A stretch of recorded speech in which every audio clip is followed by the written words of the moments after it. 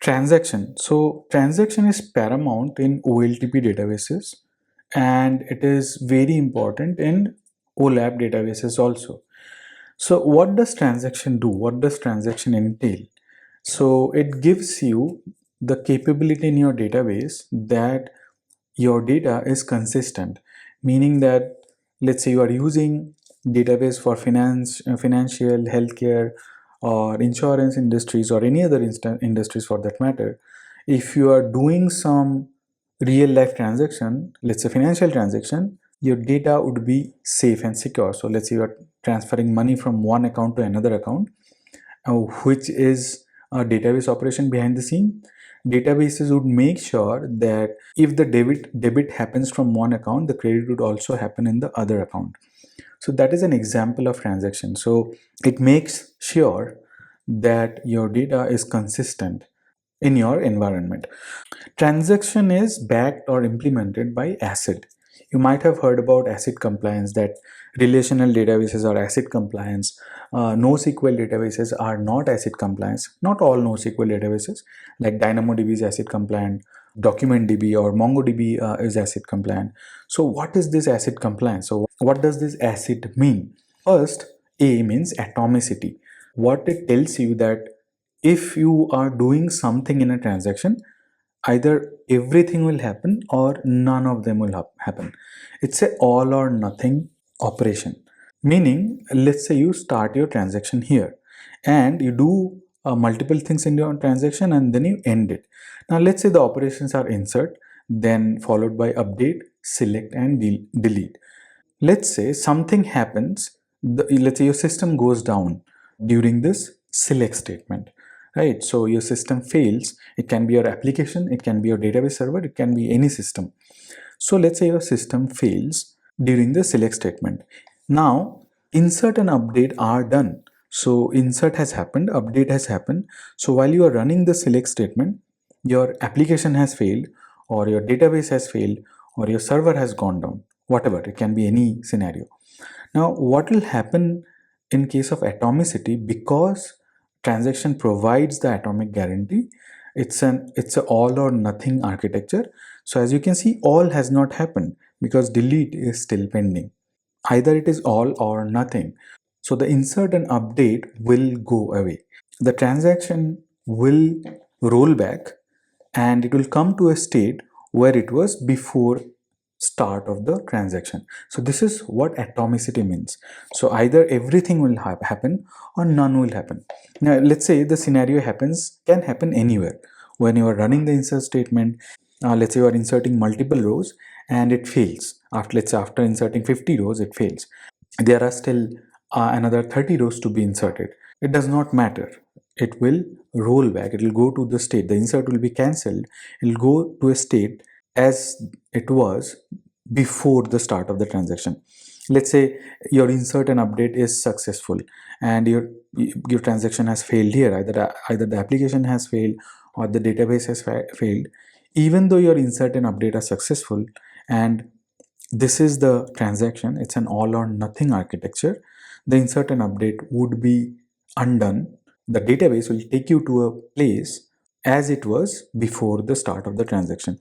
Same is the case here also. It does not matter. So let's say after delete, there's some time. So if you see, there's some time available here before the transaction ends.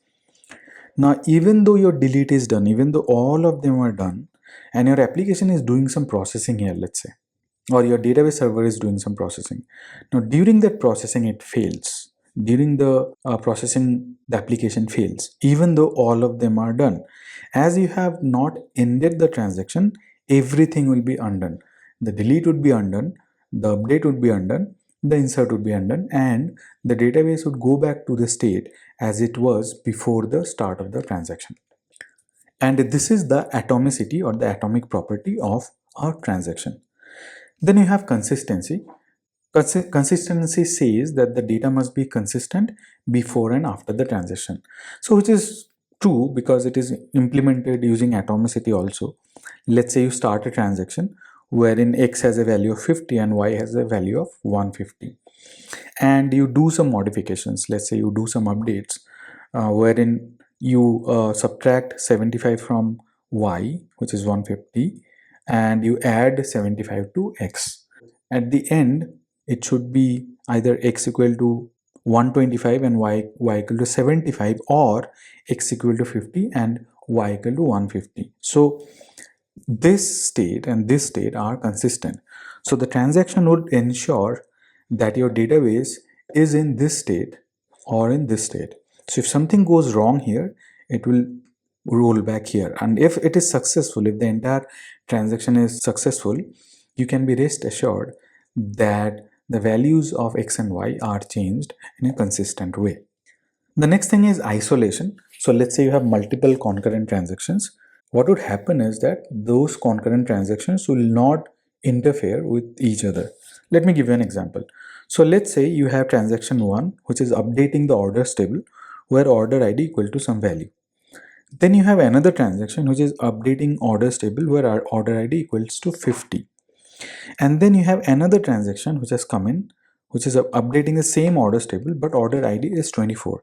Now, if you see, this order ID is same as this one, but as the transaction has not been completed, this transaction will not happen. It will wait. The isolation is implemented using something called locks, and it is true in Redshift also. But in Redshift, the lock is not at record level, which we'll see shortly. And the last one is durability.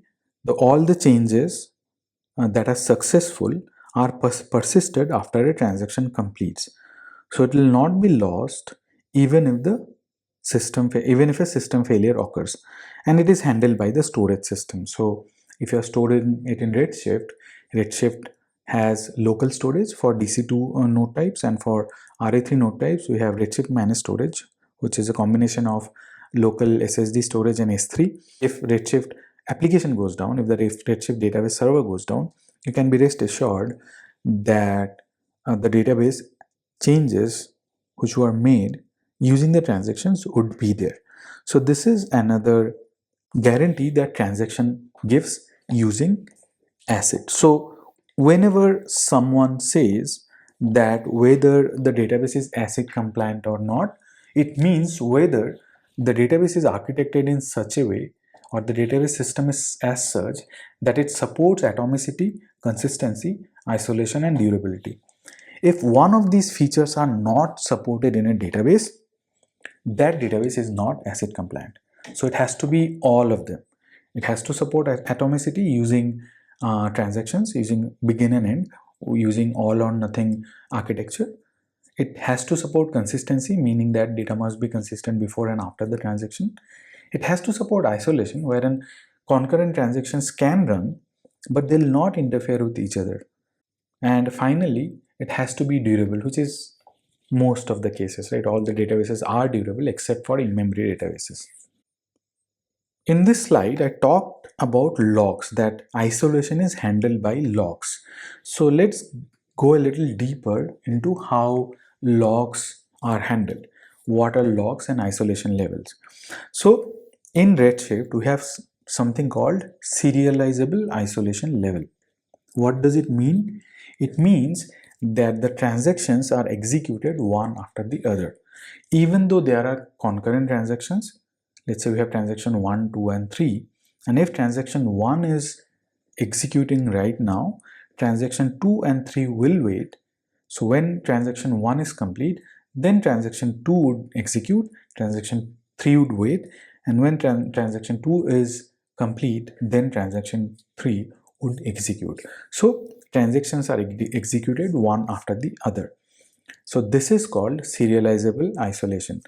Now you might say that if, let's say, there are a lot of concurrent applications which are trying to update or modify the data in the Redshift database, then it might increase latency because the transactions will have to wait. The answer is true. One more thing you have to remember is that Redshift is not an OLTP database, so there should not be too many writes coming into Redshift. So if there are too many writes or updates, inserts, and deletes are coming into Redshift, then maybe you'll have to take a look at whether you need to move that workload to a OLTP database. And OLTP databases do support other isolation levels also. Now let's see with an animation. So let's say we have this orders table and this transaction is updating this orders table. So what would happen, this transaction T1 would take a log on the orders table. Now if transaction T2 comes and tries to update the same table, it has to wait. That's what serializable isolation is. When T1 is complete, then T2 would be executed. Then locks, what are the various types of locks we have? In Redshift, we have access exclusive lock. We can denote it with X. So the access exclusive locks are taken when we run DDL operations like alter table, drop table, or truncate table. And if a table is locked using this mode, using access exclusive lock, all other operations are blocked, meaning you can't do anything. Then we have access share lock, which is denoted as S.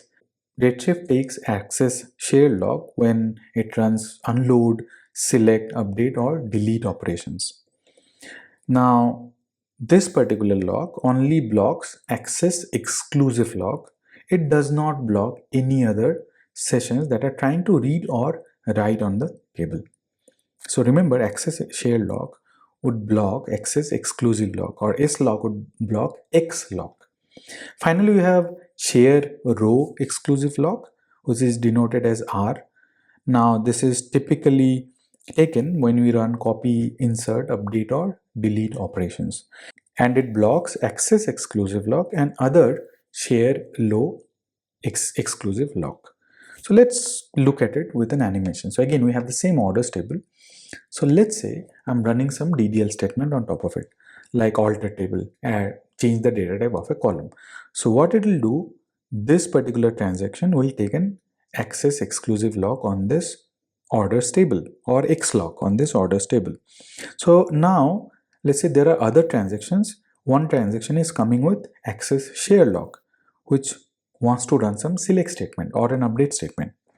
Similarly, let's say another statement comes with share row exclusive lock, which wants to run a delete statement or an insert statement. Right, now these two will not be allowed. They'll have to wait. And once the transaction which has taken the access exclusive lock is over, then only these two would be allowed. Okay, now let's say there's a transaction which has taken access share lock. Let's say it is running some select statement or update statement on multiple rows or delete statement on multiple rows. So now what would happen if another transaction comes with share row exclusive lock, which is trying to insert one row or update one row, delete one row. In that case, that transaction will be allowed. Let's say there's another transaction which is trying to update some row, delete some row, etc. That will also be allowed because access share lock allows other access share lock. But if you want to run an alter statement on this particular table, it will not be allowed. It will be blocked.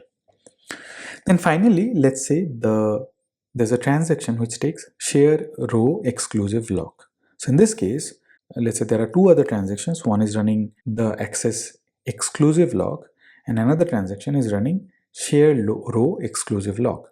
So what do you think what would happen? Please pause the video and think about it. All right, I hope you have got the answer.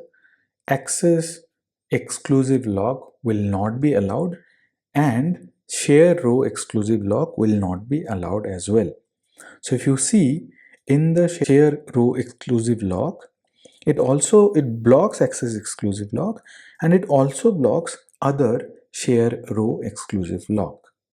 Now if a access share lock comes, only it will be allowed. So we have gone through the concepts of transaction, the ACID compliance or the ACID semantics, the different types of logs and isolation levels which are supported by Redshift. Now, how do we implement transaction? So when logs are taken, how logs are taken, so on and so forth. Let's say this is the start and this is the end. So how do you start a transaction? There's a command called begin. So using begin, you are telling Redshift that I'm going to start a transaction. Now inside of this begin, let's say you run update statement, delete statement, select statement, insert statement. Then after all these are done, you want to close the transaction. So either you commit, meaning that you want to apply all the changes to the database and make it durable, or you roll back, meaning that you want to undo all the modifications that you have done using these statements: update, delete, insert, and select. So this is how transaction is implemented in Redshift.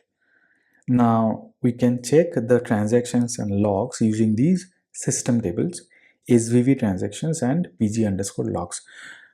Please forgive me for bringing up the system tables here abruptly. The reason is that we need to know these system tables, because if you are running some transaction, if you are running some statement, how do you know what log has been taken? So I'll show you that in the demo, and we'll be using these system tables to find out what logs have been taken by Redshift when we run certain types of SQL statements. Now going forward, I'll be pulling in system tables as and when needed.